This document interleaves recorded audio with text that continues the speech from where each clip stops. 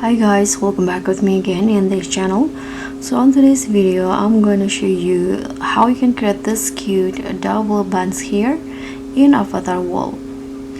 So first you're going to start by entering the hair salon in this building right here, and now you can just here put on your avatar and choose the hairstyle straight, this one, and after that you can edit your avatar again. So edit the hair. To get the double bun, you can just click on a hair category in here and choose this one.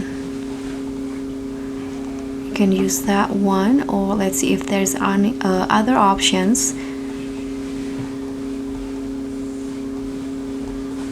Okay, I think it's just that one, so I'm going to just use this one right here.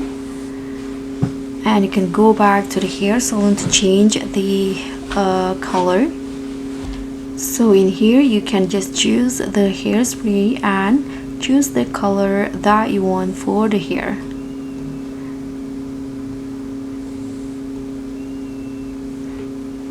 Okay, I'm going to use this colors right here, and this is the final look.